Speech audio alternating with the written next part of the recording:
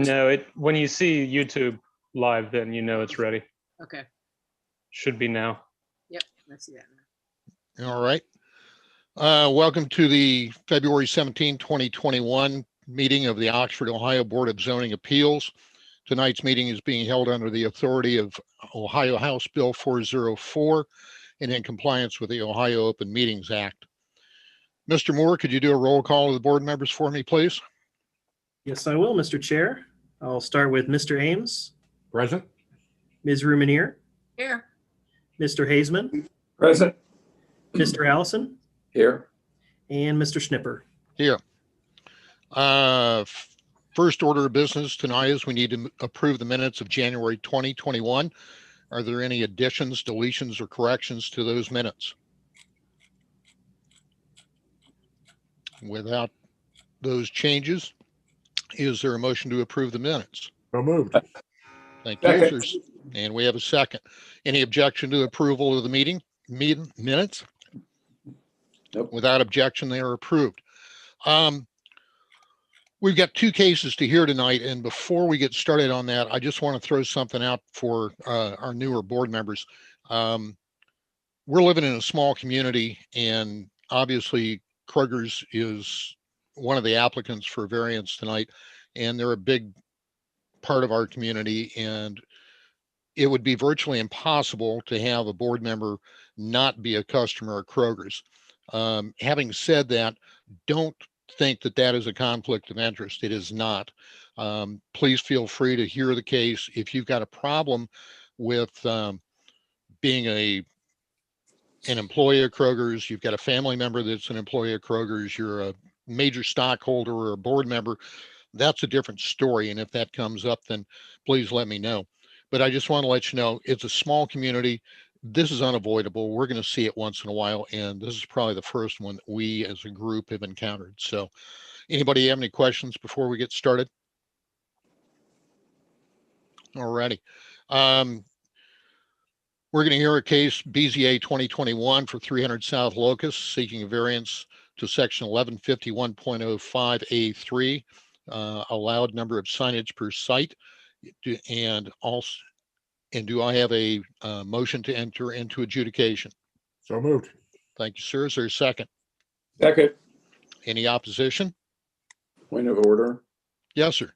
Should it be 2021 instead of 2020? Did I say 2020? I'm not 2021. But the paper says 2020. I'm looking at adjudication hearing BZA 2021-01. Okay. Okay. Sounds good. They must have given you the other paper. I guess so. I'm kidding. We're talking about Walmart, right? All right. 2020 on the top, but on the bottom heading, bottom footing, it says 2021. So yeah. Yes, that's right. Just a typo, no big deal. Okay. So we got a motion and a second. Any opposition to entering into adjudication? Without opposition, we are in adjudication. Mr. Moore, you're going to present for the city? Yes, I will. Please state your name and job title for the record.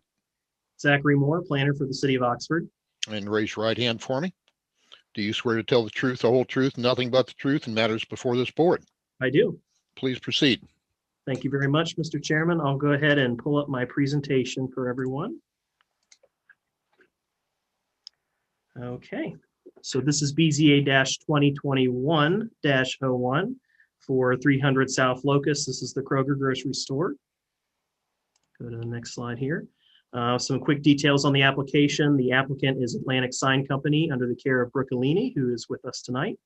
The property owner is Schottenstein Property Group. The current zoning classification is GB General Business District. The current use is many, of course. There's the retail center, grocery, and fueling station operations, which are all on the same site. And this is a variance to section 1151.05A3, maximum of no more than 2 wall or freestanding signs per site in the general business district. Okay, here's a look at the location, the subject property. This totals roughly a little under 8 acres in size. So you can see, of course, the grocery footprint itself off to the west here, and then the fuel station canopy, which is off to the east. And pretty much everything within the vicinity is zoned general business, as is shown here in red. Here's a bird's eye view looking toward the west, and I went ahead and used a yellow square to note the proposed location of the new permanent sign for the Little Clinic use within the Kroger grocery store. As it just so happens, there's a temporary banner there that staff has allowed. Certainly, we've got a pandemic that's ongoing, and there's a clear public health and safety purpose behind having a signage to identify the Little Clinic, as that is one of 2 locations that I'm aware of that are administering vaccines during our pandemic that we're experiencing. So, and also in a sense, this gives the BZA kind of a preview of sort of the substantiality that we're considering here in terms of adding an additional sign to the facade of the building. Okay, so 1151.05A3 provides the following. Specifies, it actually divides the requirements out between a single tenant site and a multi-tenant site. This was not a code distinction back in 2008 when there was some original variances that were approved that were included in your packet. But since then, there was a code amendment that made a distinction between single tenant and multi-tenant. And the distinction really was that the multi-tenant site, they would allow for 1 wall sign per tenant, as opposed to just capping it off at no more than 2 wall signs for a single site. But it appears that the code, at least when it only had the single tenant sign language, that they were treating it in a manner that it would be administered that way for each individual tenant on the site. But eventually the code was adopted so that it would actually plainly state that there's a distinction made when there's multiple tenants versus 1 tenant.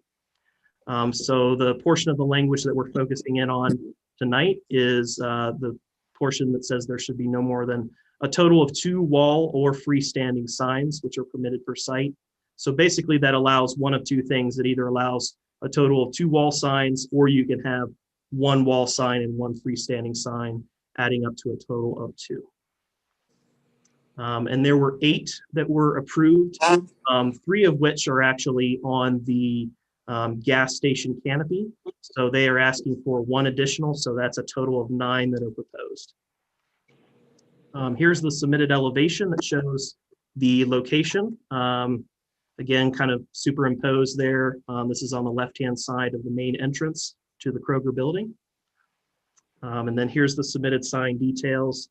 And I believe the square footage that they're proposing is it's a little over 48 square feet in total for this new sign. And this would be kind of a, I believe it's a channel lit letter sign. So it's a permanent sign. It's an illuminated sign that would go up on the facade of the building. Okay, so I'm going to discuss the decision criteria now. So in accordance with section 1139.02C1, the burden of proof is upon the applicant to present reliable and substantial evidence that supports the request for variance. Furthermore, section 1139.02C2 states that the BZA must find that practical difficulties exist that would render strict application of the code unreasonable. And in determining whether such practical difficulties exist that are sufficient to warrant the variance, the board uses these decision criteria A through H in its deliberation. So beginning with criterion A, whether the property in question will yield reasonable return or whether there can be any beneficial use of the property without the variance. So it is clear that the presence of this sign would not have an effect on the attention, visibility, and return received for the actual Kroger grocery store itself.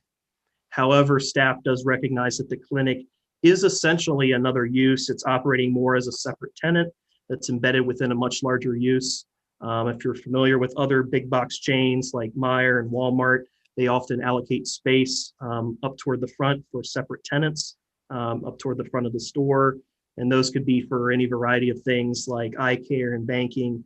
And those typically have advertising signage provided on the front of the building. So it's identifiable from the exterior that those uses are within the store. So clearly, if this use was considered a multi-tenant site, such a sign would be allowed by right, as a business use should be entitled to at least 1 wall sign for advertising and identification. So for those reasons, we feel criterion A supports the variance. Criterion B, whether the variance is substantial. So we disagreed with the claim that this variance is substantial. On the contrary, we find the sign as proposed, it does conform to all other dimensional standards and will coincide naturally with the building's architecture. And the Kroger building is one of the largest single tenant commercial buildings in Oxford. So, and also the presence of the temporary banner, I think gives us a good preview of the resulting appearance in terms of the bulk and scale of what they're proposing. And having a total of 5 wall signs on the Kroger facade itself. So in our eyes, this confirms that the request is not substantial. And thus criterion B, the passage of the variance. Criterion C, whether the essential character of the neighborhood would be substantially altered or whether adjoining properties would suffer a substantial detriment as a result of the variance. So illuminated channel letter signage is commonplace in the South Locust Commercial Business Corridor.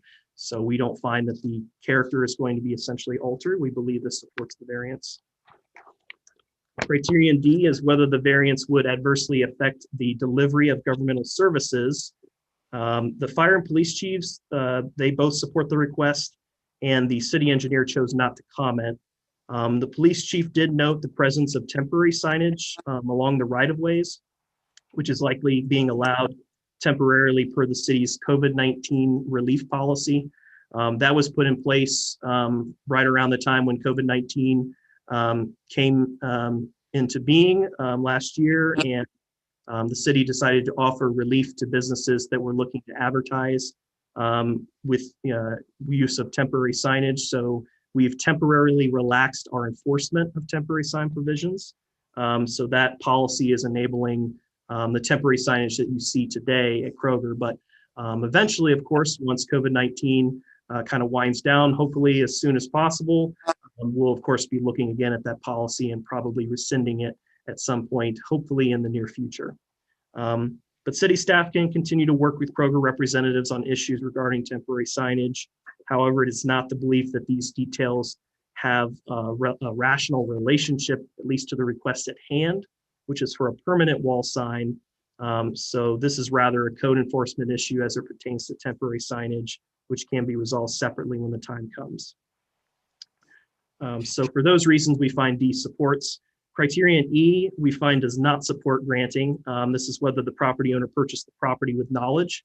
So it's clear that the past precedent with the variance cases in 2008 that you've had a chance to review in your packet, those authorized a greater number of wall signs and a variety of signage for the same exact use. That same use has persisted since that time. So this is sufficient evidence to demonstrate this criterion is not applicable.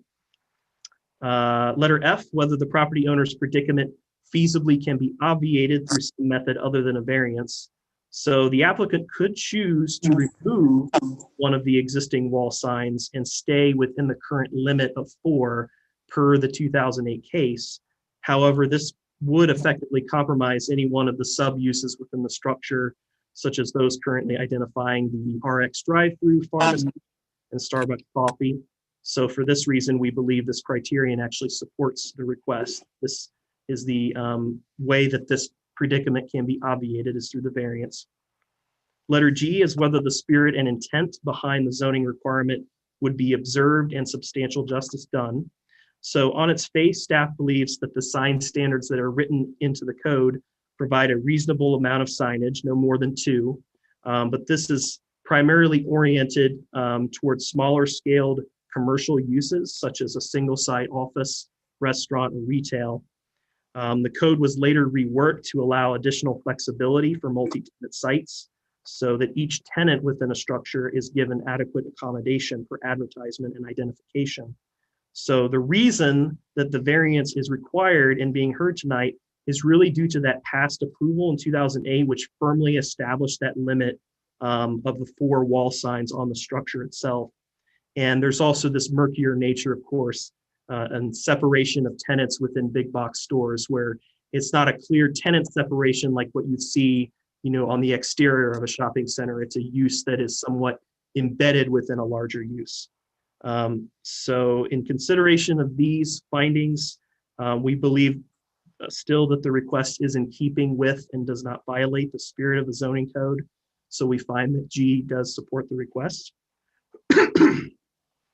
And then finally, criterion H, which is any other relevant factor. There is an additional factor that staff feels warrants comment. And although predicaments of a temporary nature should usually not be a basis for permanent zoning decisions, we do believe the argument for allowing easier identification for medical uses during an unprecedented health crisis does deserve some merit as expressed by the applicant in her letter. And that concludes my staff report. I am happy to take any questions from the board. Thank you, Mr. Moore. As always, very well done. Board members, do you have any questions for Zach? I have a question. Go ahead, please. This sounds like a technicality, and maybe it is, but Kroger is not considered a multi-tenant site. And why is that not true? We wouldn't consider it multi-tenant, nor was it considered multi-tenant at the time of the 2008 variance. So really, in a sense, the 2008 variance is shaping the nature of the decision at hand tonight. So, we could get into, a conversation or discussion about, is it truly multi-tenant? Is it single tenant? I think it's clear that the allowance in 2008 was for more signage than would be allowed, either way, whether it was considered either or, just based on the number of signs that are on the site. So rather than getting into the technicality of the distinction, I think it's more recognized as, a contribution of potential, evidence toward, potential granting of the approval. That'd be my response to that. Okay, that's good. I got it. If I might, Mr. Chair, Go ahead, Roger. even though it's not multi-tenant, it's pretty obvious it's multi-use of the tenant. So I think it's reasonably acceptable. I have to agree with Roger. It may have evolved over time. I don't know if Starbucks was in there originally, but here we've got a new use coming in. So there's an evolution to this. Anybody else? Are they going to leave the sixth sign that's up there? Are they going to leave it up too? There's 6 signs up there now. My understanding is all the signage that is currently on the building will remain. Is there a permit for the 6th one? Do you know? Which sign are you referring to? You're saying the 6th sign? The big one about we call your order in and they come in, they bring it out to you. Are you referring to I think there's a banner. Yes, the banner. Oh, okay. That's considered a temporary sign, a temporary banner, and that's regulated differently. And that's currently covered under our COVID-19 relief policy that's temporary. But as soon as that is rescinded, then they'd have to follow the normal code rules for that. But the standard we're considering tonight is only for the permanent signs. Thank you, Dan. Thank you, Zach. Anybody else? Okay, without further questions, we have a representative from Atlantic Sign Company, and she's going to present for the applicant. Are you online? Yeah, I'm here. I'm There sorry, she is. my cats are destroying my apartment behind me. My presentation is exactly the same as Zach's. Well, hold on just a minute. Oh, sorry. Let's get your name and job title for the record. My name is Brooke Alini, and I'm the permit manager at Atlantic Sign Company. Thank you, ma'am. Would you raise your right hand for me, please? Do you swear to tell the truth, the whole truth, and nothing but the truth in matters before this board? Yes. Please proceed. My presentation is exactly the same as Zach's. He covered everything. I don't have any additional information unless there's some questions I might be able to answer, but everything that Zach presented is exactly what we're requesting. The sign is a permanent sign. It matches all the other signs that are there. I actually think it's either about the same size or maybe a little smaller than that temporary banner that's there now. So that image is a good representation of what the building will look like with that permanent sign. Thank you. Yeah, it's pretty straightforward. It is. Board members, do you have any questions? I have a question, Brooke. I don't know if you know the answer. Maybe someone else does, but if it's a permanent sign, does that mean the clinic is going to be permanent? Yes. Okay, so even after COVID-19, Yeah. Yes. Okay. I live in Kentucky, and there's one there's one in Newport, Kentucky, and it's kind of a new thing to put a clinic in the grocery store, as opposed to, it's kind of like the CVS is how they have their quick service. Just makes it a little bit easier because you're already there. So you can get your prescription, you can get your vaccination, you can get everything that you need in one spot. Okay, good. Thanks. Anybody else have questions? Brooke, I've got one real quick. Is this a standard size that Kroger's using for their little clinic signage? Yeah, but based on the frontage of the building, they're not going to put a giant sign on a small building or vice versa, but it's about the same size everywhere. It's a secondary size sign. Very good. Thank you. Board members, you have anything? Okay. Thank you, Brooke. Yeah. Need a motion to adjourn from our adjudication hearing and reconvene to a regular session. So So moved. moved. Thank you. Second. Wait a minute. Sam, are you waving at me? I am. I was just going to say, just for the record, that there are no attendees wishing to speak. Thank you, Sam. Mhm. Okay. We started the process. Roger, you made the motion to reconvene. And there's a second. Dan, second. Dan seconds. Any objection? Without objection, we're back in regular session. Discussion or a motion, please. I think it's pretty easy. I'll make the motion. Please do. In reference to BZA 2021-01, asking for a variance in section 1151.05A3 for the additional sign. I recommend that we approve it based on the fact that it's not a substantial variance. It does not interfere with government services. It does help the health and safety factor, and it will not change the neighborhood structure. Thank you, Roger. Is there a second? Second. Thank you, Ms. Ruminier. Okay. Barring any further discussion, Chris, are you waving at me? Please go ahead. I am. I just want to make sure that we're only approving one additional sign We are. in this motion. Yes, we are. Okay. Any further discussion or questions? Zach, do a roll call for us, please. And a aye vote or yes vote approves the variance. All right, I'll start with Mr. Ames, Aye. Mr. Allison, Aye. Mr. Hazeman, Yes. Ms. Ruminier, Yes. Mr. Schnepper. Yes. The motion carries 5-0. The variance is granted. Thank you, Brooke. We appreciate your attendance. Yeah, thank you. And now Thank you you. can take care of your cat, Thanks Brooke. for all your help. Yeah, I know. Sorry. You're welcome. Thanks, Zach. Thanks, Lynn. Thank you. Good night. All right. Let me get back up to where I need to be. We have an additional case to hear as soon as my computer scrolls back up. Our next case is BZA 2021-02 for property address at 407 North Campus Avenue, seeking a variance to section 1143.07C, which is maximum lot coverage, and also a variance to section 1149.03I, required parking spaces on the property. Do I have a motion to enter into adjudication? I so move. Thank you, Dan. Is there a second? I'll second. Thank you, Kate. Any objection? Without objection, we're in adjudication. Mr. Moore, are you going to present for the city again? Yes, I will. State your name and job title for the record, please, Zachary Moore, planner for the city of Oxford. and raise your right hand for me. Do you swear to tell the truth, the whole truth, nothing but the truth, and matters before this board?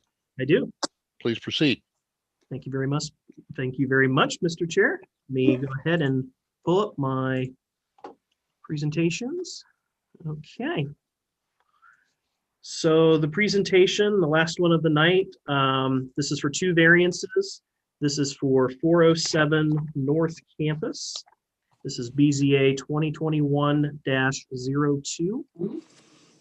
The applicant is Scott Webb Architect. The property owner is First Class LLC.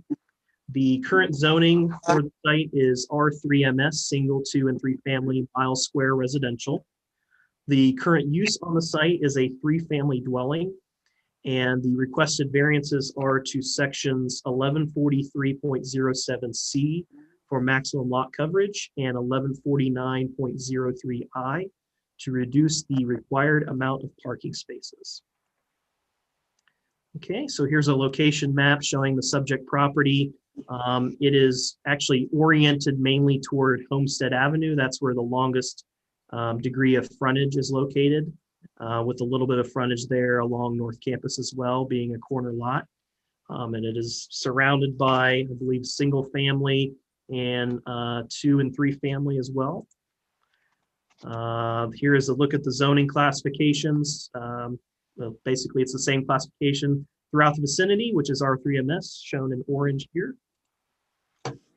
Here is a bird's eye view looking toward the south. So the 2 units that have direct orientation out onto Homestead, those are 205 Unit 1 and 205 Unit 2. And 407 is derived from the very corner there of the property, the corner there of Homestead and North Campus. So you can see 401, 403, and 405 is there to the south. That's a 3 family. And then there to the north, there's also another 3 family that's located at 208, 206, and 501. And here's another look looking toward the east. So giving you just another perspective of the site. And there is actually a walkway in the back of the building that leads back to the back of the structure. And then here's some site photos. There is a little passageway through the interior of the building that is exposed to the outside, as you can see right here. But as you can see, the property is, as the applicant has put in his letter, deteriorated to this point. I don't believe that it is in use at this point, but the owner is looking to put it into viable use by demolishing the existing structure and rebuilding as a new 3-family dwelling. Okay, so relevant zoning provisions to consider tonight. I'm going to start with 1143.07C, and it provides the following. It provides lot coverage for lots that have vehicular access from a street, as well as those that have access from alleys. Since the subject property has no access from an alley, what we're considering is the top set of standards. And the one that we are considering tonight is the lot total, which is 45% maximum. And the proposed coverage percentage is 55.2%. Then the next zoning provision we're considering, this is on 1149, our parking chapter, 0.03I, and that provides the following. So space requirements for residential uses. It says a minimum number of spaces up to a max of 150%. And there's actually an exemption from the maximum for single, 2, and 3 family. So we're talking about 3 family with this particular case. And the way it stands as of tonight, and of course, as of the submission of the variance, the standard in the code is 2.5 spaces are required per dwelling unit exempt from max. So the way that that calculates out, 2.5 times 3, 7.5, we would round it up to 8, and that is per some instruction that is in our code. The applicant is requesting a total of 4 parking spaces. However, I think it's noteworthy that as of tomorrow, the requirement would be reduced to 6 spaces. And the reason that that works out is 3 family was changed through a text amendment to match that of 2 family and single family. So having, excuse me, a minimum of 2 per dwelling unit, regardless of the number of units in the structure. So the 0.5 was effectively dropped by that text amendment that was passed. So the requirement as of tomorrow would be a total of 6 spaces, but as it stands tonight and as it stands per the time of submission of this variance, the requirement is actually 8. So technically speaking, they're asking for a 50% drop. But if you consider it based on the future provision, it's really a 33% drop. Okay, I'm going to take a drink here. So here's a look at the submitted site plan. So I'll go ahead and walk you through the coverage aspects. So What the applicant intends to do, they've reached a conditional agreement with the owner to the south to acquire a 4-foot wide strip of land. And that's going to effectively boost the lot area to above the 8,000 square feet that they need to establish a 3-family use. This is Can you point out where that land is, Zach? What that strip is? Yeah, so it's right down here. So there's you see this black line here. That's the existing property boundary. So the red is noting the future lot that they have in mind. So by adding that additional strip, they would be boosting the square footage from 7,433 square feet presently to the 8,000 that is needed to establish a 3-family. And the reason that they need to do that, so even though there's an existing 3-family on the site, and 3-family is a permissible use under the R3MS, if a use is demolished, you're effectively shedding or foregoing your rights to it if it's non-conforming with respect to the lot size. So in order to demo and rebuild the existing use, they need the minimum lot area per the code, and right now that's 8,000 square feet. Sorry, I've got a dry throat tonight. If I might, Excuse me, sorry. can I ask a quick question? Has Sure. anybody looked at the existing lot that they're looking at purchasing from to make sure that after that purchase, that existing lot to the south of it would still be in conformity? I believe that it will. I haven't looked at the details of that, but it looks like there's plenty of setback distance there that I don't believe that that should be a problem, but I don't know that for a fact.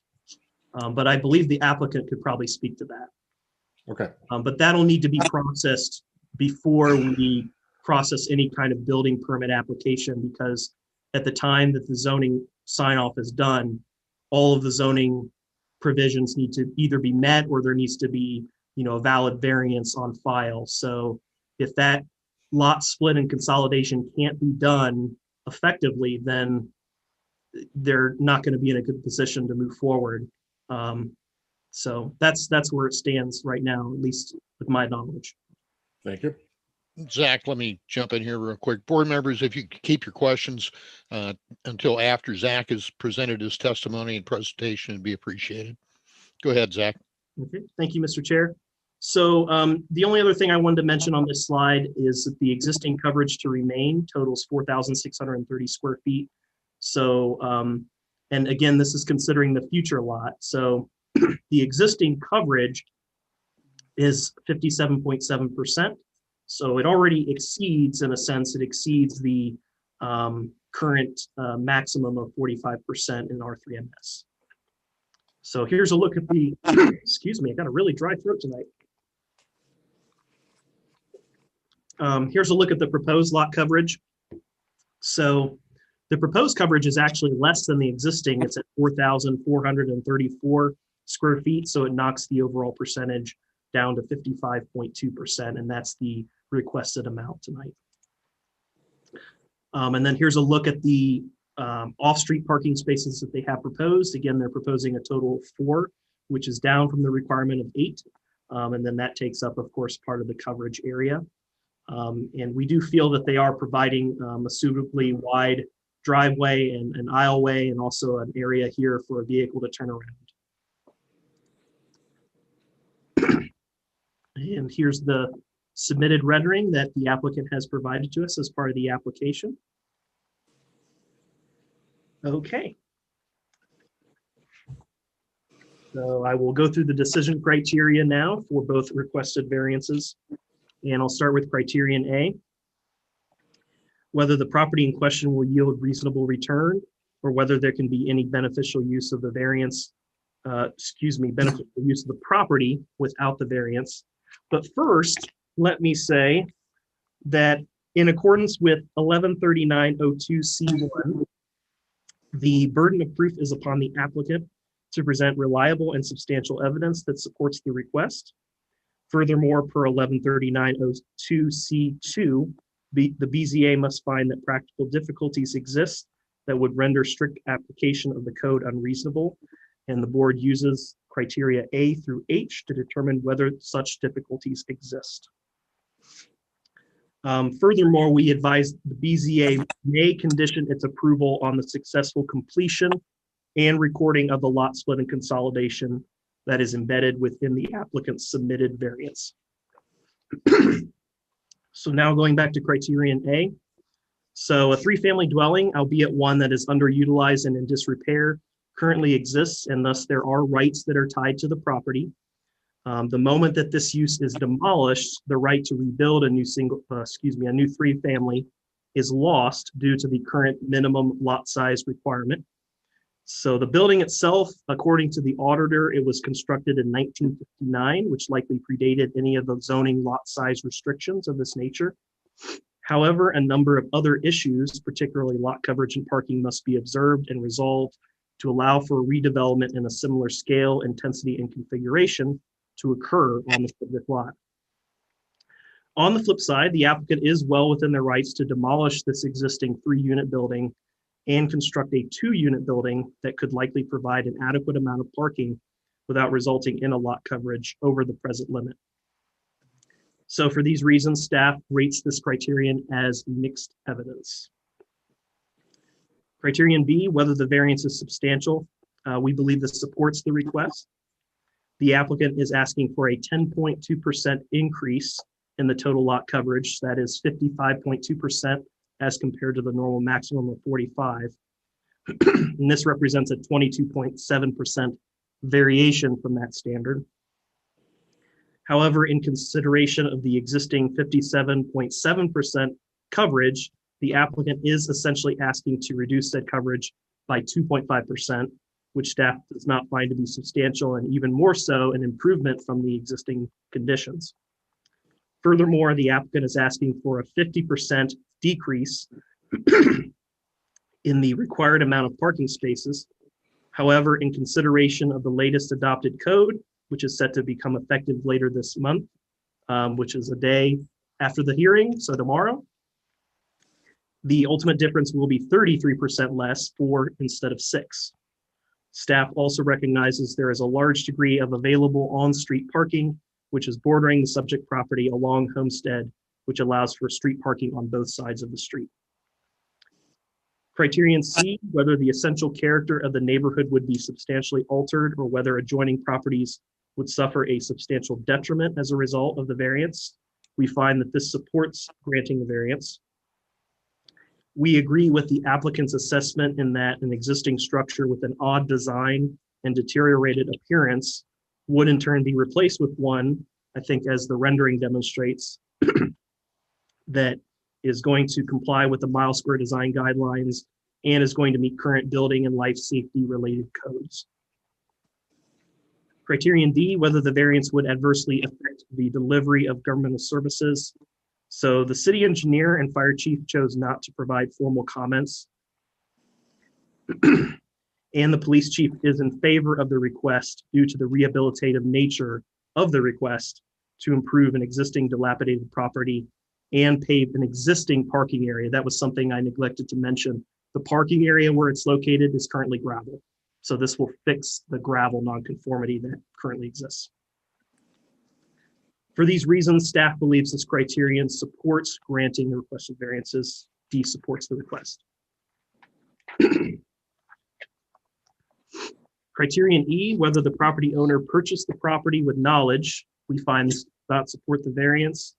The applicant indicates in his letter that the owner was aware of the zoning restriction in order to continue a 3-family use. The owner has taken steps to secure a conditional purchase of a 4-foot wide strip from the adjoining owner to the south to alleviate the number of potential nonconformities. Criterion F, we find supports the variance. This is whether the property owner's predicament feasibly can be obviated through some other method. The applicant notes that it may be possible to build a 3-story structure, reducing the building footprint and thus reducing the total lot coverage to either leave as additional green space or to be absorbed with additional parking. However, we believe following such a course would produce a building design more uncharacteristic of the immediate vicinity, which tends to have 2-story structures. and thus feels the variance is the most feasible option to produce a brand new structure most similar in bulk and scale to the existing one, as well as the nearby structures. Criterion G, whether the spirit and intent behind the zoning would be observed and substantial justice done.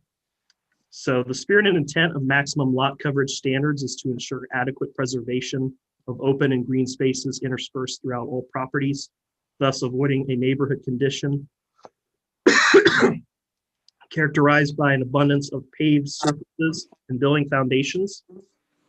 Minimum parking standards are somewhat in competition with the purpose behind coverage standards, requiring a minimum amount of paved surface configured in a dimensionally acceptable manner to provide for the parking of vehicles on private property, which thus reduces the demand for on-street public spaces. Staff believes the variances at hand balance these two interests, effectively providing the same, if not slightly smaller amount of coverage, as well as an acceptable number of spaces that will help to defray the impact on public streets. Furthermore, as the applicant expresses, the provision of the new parking will eliminate a non-compliant gravel surface. And I think I made it through. That concludes my report. I am happy to take any questions from the board. Thank you, Zach. Board members, sorry, do you I'm have any sorry, questions? Chair. May I Go say ahead. one more thing? I almost forgot. We did receive one email from a nearby property owner, and I would like to read that aloud if I may, Mr. Chair. Please do. Thank you. This was forwarded to the BZA members ahead of the hearing. This is one that we received today. This is from Kathy and Terry Dudley. So I'll go ahead and read the email in its entirety. So it says, in regards to 407 North Campus and Homestead, 2 variance requests. We own 505 and 507 North Campus Avenue and can testify or witness through the years revitalization of the area. It is no longer known as Ghetto Fest. Both streets, Campus and Homestead, are narrow and congested when Miami students are in town. So eliminating off-street parking will only cause more issues. Street parking in and around property on the street is public, not to be claimed by owners.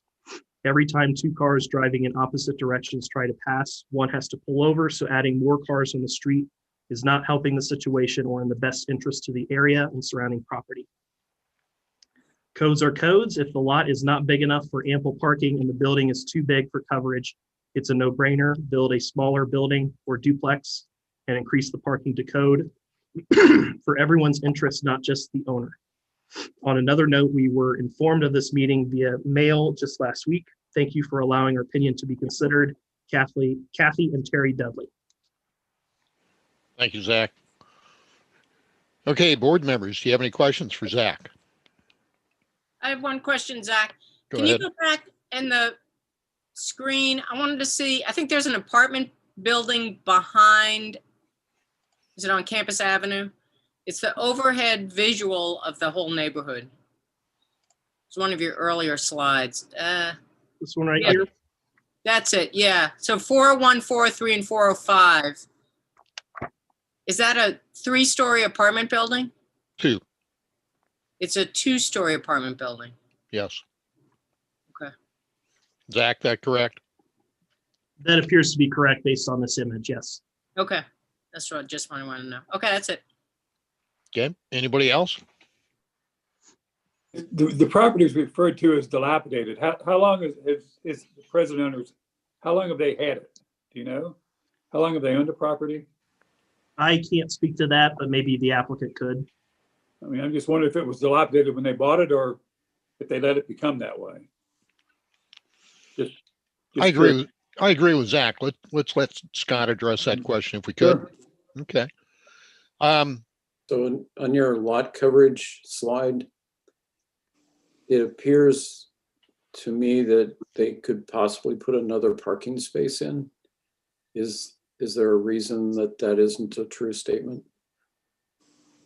That's actually a great question. So I think you might be referring to this spot right here. Yeah, if you slid the cars up a little bit or something of that nature. Yeah, I think the reason that it's 4, so we have new code that we passed that requires maneuverability for vehicles. So that's the reason for this little stub at the end, is so the vehicle that's in this space here has room to back out and then pull forward in a forward motion. That's a new standard that we put in that's a little bit more subjective, but technically it's not on the books until tomorrow, but I think the applicant is showing good faith here to try and follow that new provision. Thank you. Thank you, Zach. Thank you, Chris. Anybody else? Zach, I just got a quick question here. As I recall, the minimum lot size for a duplex is 7,500 square feet. Is that correct? Hold on just a moment. I've got a cheat sheet here. What was that question again, Mike? I was just asking what the minimum lot size is for a duplex, and I believe it's or two family, and I believe it's 7,500 square feet.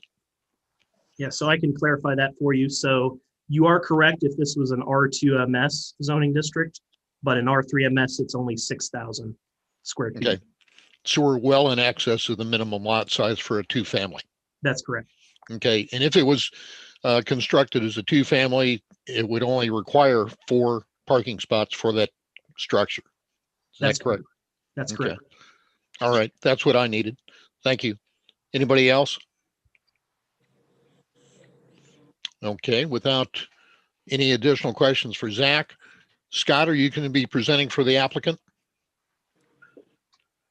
I am. Thank you. Okay. Scott, state your name and job title for the record, please. Scott Webb, architect, representing First Class LLC tonight. And you've already got your hand up. You're ahead of the game there. Do you swear to tell the truth, the whole truth, nothing but the truth, and matters before this board? I do. Thank you. Please proceed. Okay. Well, I appreciate the opportunity to present this tonight. I think, as always, Zach's done a very good and thorough job of describing the variances and the issues that we're facing tonight. So we can just kind of move straight into it. Let's move on to the next slide, and we'll just start in the meat of it. So to start with, this entire area down here is zoned R3MS. It's probably hard for anyone to read, but the clipping from the Butler County Engineers website basically shows that everything north of Sycamore was divided up into 100 by 150 foot lots. So every lot is 7,500 square feet.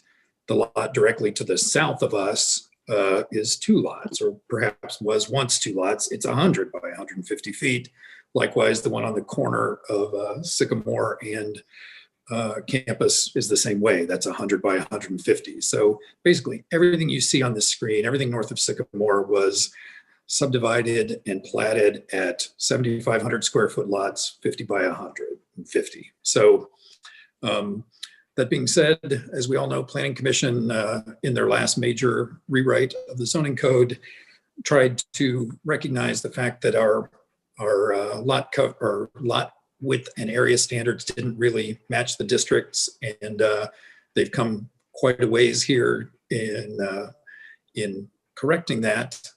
In this particular area in town, I think they missed it by just a little bit. I mean, they zoned this for R3MS, but once again, there's not without combining 2 lots, there's really not a lot in the district in this portion here that would actually meet that.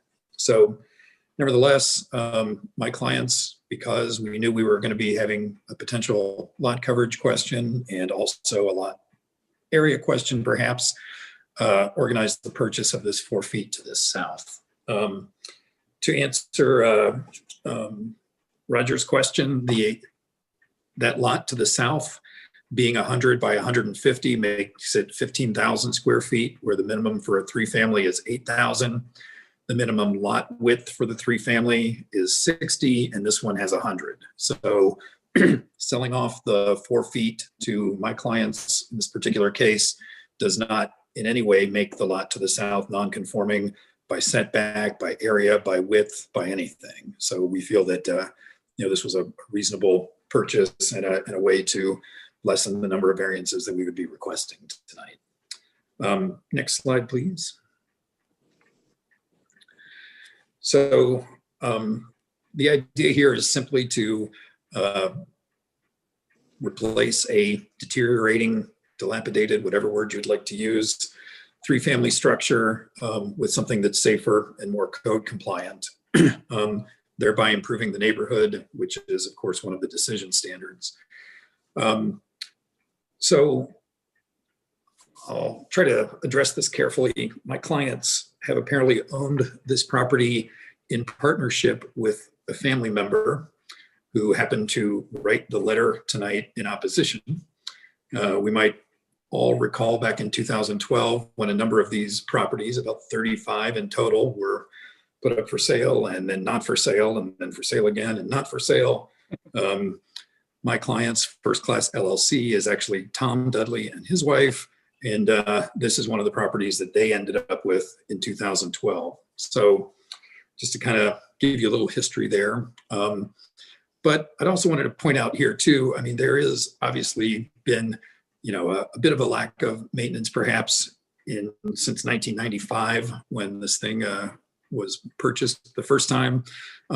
But frankly, it just wasn't well constructed from day one. This addition that we're looking at on the bottom left here, this two-story thing, the stucco, as you can see, there's no overhangs, there's no rakes. The stucco is in terrible shape. This is a hard building to maintain.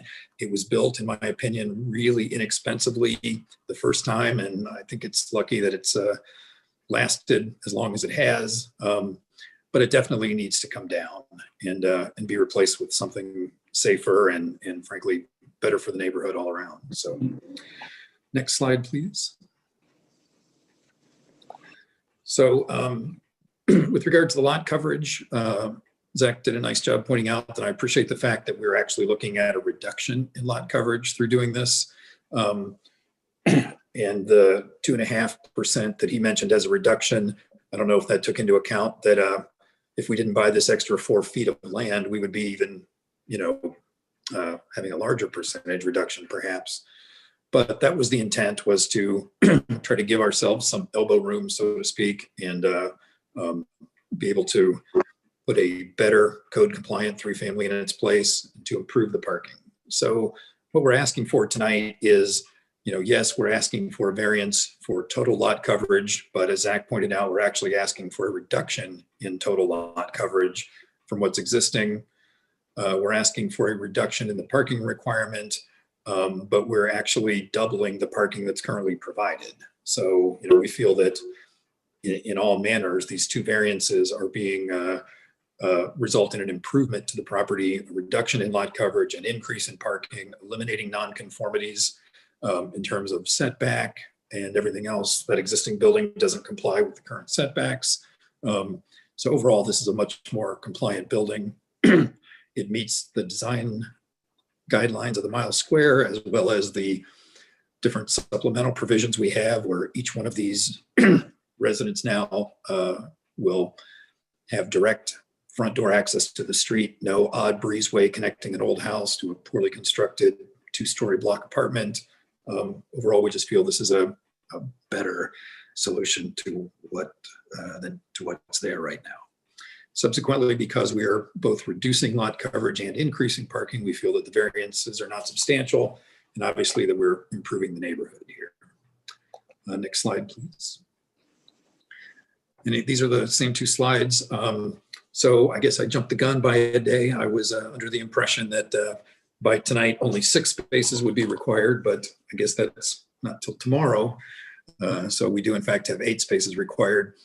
It's worthy pointing out here that, you know, you guys see a lot of site plans come through here. When you have access to the alley and you can, you know, just simply put parking places on your site, it's not so hard to meet lot coverage. When you don't have access from an alley and you have to put in driveways, you can kind of see here that I've got as much lot coverage in driveway as I do in actual parking spaces. And that's, I think, part of the reason why the text amendment is kind of making its way through the process, is because, you know, 8 spaces is a parking lot. I mean, 8 spaces is a center drive, 4 spaces on each side. It's a huge amount of lot coverage. It's a big parking lot. So our practical difficulty here is, given that we don't have access to the alley and we have to provide not just the parking spaces, but this amount of driveway and backing and maneuvering space, that's certainly eating up a lot of our lot coverage right now. As staff pointed out also, because this is a corner lot, we have lots of curb and on-street parking. I would say up to 6 spaces between North Campus and Homestead. The current curb cut is, kind of two lanes wide. We would be reducing that to a single lane width, and again, improving the parking to paved and cleaning up the sidewalks and everything that happens down in this area. So again, for these factors, we believe that the parking variances are not substantial, and again, that the neighborhood is improved by giving it more parking than is currently available. Next slide, please. So my reading of the decision standards, yes, there is an existing 3-family in disrepair on this site, and some amount of money perhaps could be spent to patch this thing up and keep it going for another 15 or 20 years.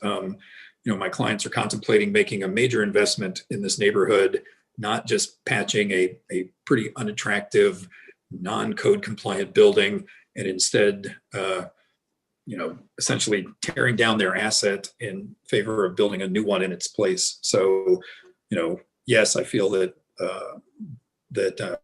the property could perhaps generate a reasonable return, but I think some recognition should be made to the lengths that my clients are willing to go to actually improve their property and the neighborhood more than they could do by just more coats of paint and everything else on this building. Again, we feel the variances are not substantial in that we're reducing the current lot coverage and we're increasing the current parking. We believe the central character of the neighborhood would be improved by replacing this structure with a new building that's code compliant and safer. Because this is an infill site, obviously all the utilities are available and the replacement structure will be safer, not just for the residents, but for emergency services as well.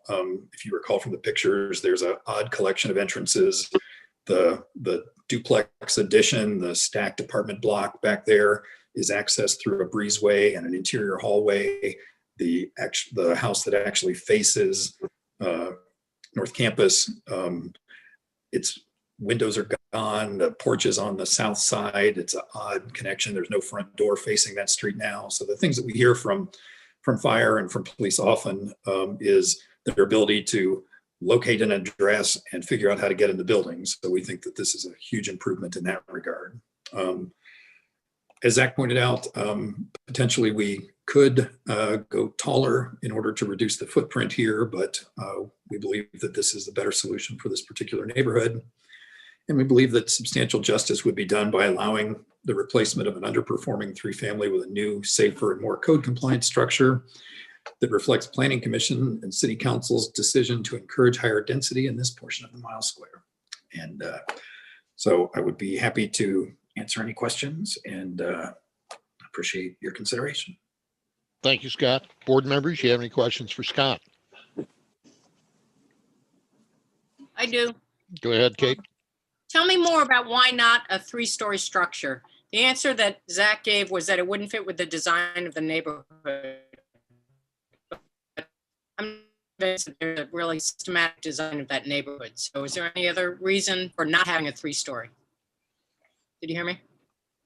Yeah, you were breaking up a little bit there, but I think I understand the gist of your question. It's a design consideration. I mean, 3-story structures are much less efficient in terms of the use of their square footage. We have stairs taking up, a smaller footprint. The stairs don't get smaller, as we go up. So, we end up being not a very efficient structure. They're not ideal in terms of rentals, people walking up to the 3rd floor. I mean, we don't put elevators in buildings like this. So overall, we just feel like there aren't a lot of 3-story structures in the mile square. There are very few, certainly north of Sycamore Street. So, we have tried to create a compact and efficient floor plan here without having to go to that 3rd story. Got it. Thank you, Scott. Nice job of answering that. Any other board members have questions for Scott? No other questions. Okay, in light of that, I need a motion to reconvene your regular session. I so move. Thank you, Dan. Is there a second? I'll second. Thank you, Kate. Any opposition? Without opposition, we're back in regular session. Discussion or motion, board members?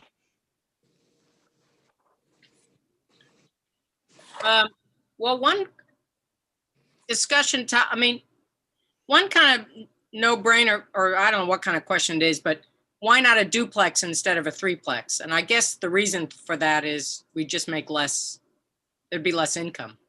That would be putting too much burden on the owner. Is that? Well, I think obviously you're going to have 4 less tenants. If you've got 4 unrelated people per unit, you've got 12 rental checks coming in every month versus 8. So yeah, it's going to affect the amount of return on their investment. How many units are in the existing structure? Do you know? 3. How many bedrooms? That I don't know. Let's kind of break the rules here a little bit. Zach, do you happen to know how many bedrooms are in the existing structure? I think that question could best be directed to the applicant. Okay, thanks. Scott, do you have any idea? I'm not entirely sure of the numbers of bedrooms. I mean, this thing was built when people used to share bedrooms, but the occupancy is for 12, as I understand it. Okay, thank you. Dan, that answer your question? That's the same. Yeah. It'll be the same. Okay. Yeah, it would be. Okay. Anybody else from the board? Chris?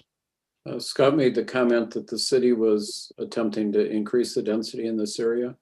Does anyone know if that's a valid statement or not? Kate, can you help out with that? Well, this is not part of the rezoning district. Was this part of that the upzoning, Scott? I don't think it was. No, this has actually been R3 for a long time, north of Sycamore. But what did happen though was kind of what I mentioned before, because our lot width and lot area standards didn't really reflect the sizes in the district. It really wasn't effective. You know, even though it was zoned R3, there was no or almost no lots you could build anything R3 on. So when Planning Commission looked at this area, that sort of north quad of the mile square, including this part that flips across Sycamore there, you know, this is adjacent to campus. This is exactly where they want to have more density. This is one of the reasons why they changed the lot size requirements for R3 to try to get it closer to what the actual lots are in this quad of the mile square. So I believe this is an area that they particularly would like to see redevelopment and higher density.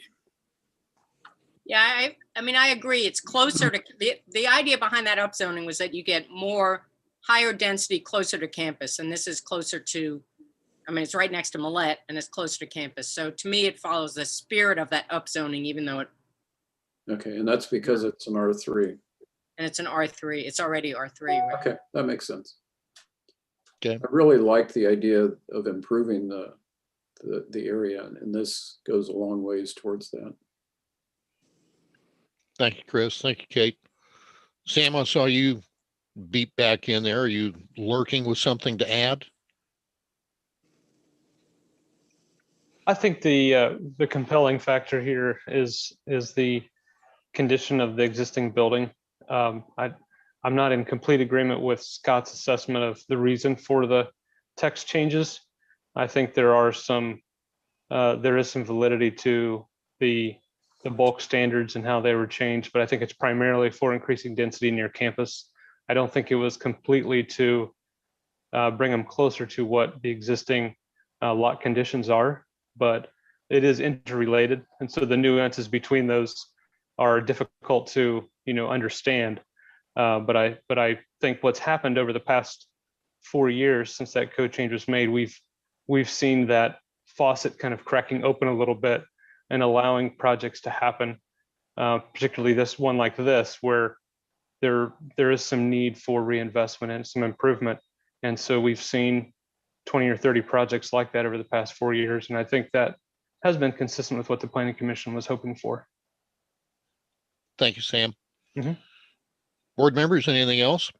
Does anyone have any comments about the parking? I'm not bothered about the parking, in part because there's a huge parking space right next door, and the street parking doesn't bother me, but does anyone else have any comment on that? Board members? I agree with you. That I'd like to have seen 1 or 2 more spaces, but I don't think the on-street parking is a problem here.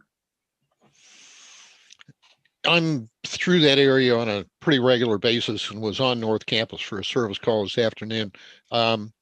Parking does get a little tight down Homestead, and especially with cars parked on both sides.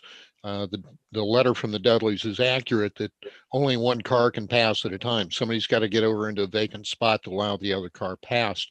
But even so, we've got a situation here where we're going from 2 parking spots to 4 off-street parking spots. So it is an improvement. I do have to agree with you on that aspect. Anybody else? From a perspective of traffic flow, I live on South Locust Street. There's parking on both sides of the street. And this is a very residential neighborhood.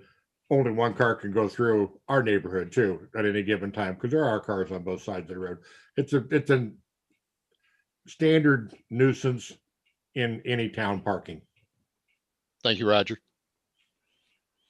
Anybody else? Okay. No more discussion. Can I get a motion from a board member, please?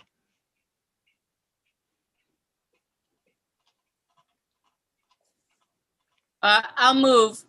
I gotta remember how to do this. Roger's the expert on this.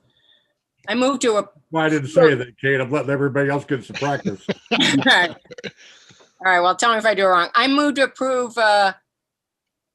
BZA number 2021-02, requesting variances to section 114307C and section 114903C for the reason of the criteria. There's an improvement of the property.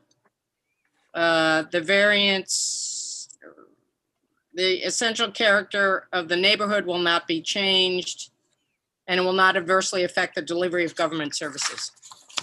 Thank you, Kate. Nicely done. Could I suggest that you make the motion contingent on the acquisition of the additional 4 feet? Exactly. Contingent on the acquisition of the additional 4 feet as noted in the application. Thank you. Is there a second?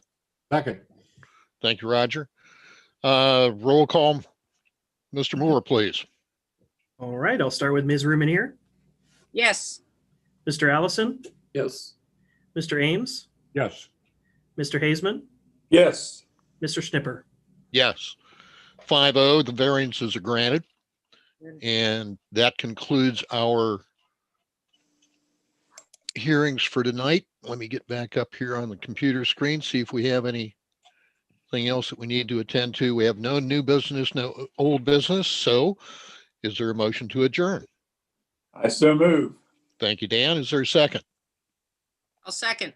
Thank you, Kate. Any opposition? Without opposition, we're in adjournment. Board members, thank you. Staff and applicants, thank you. Have a good Thanks, night. Gary. Good night, everybody. Right. Good night.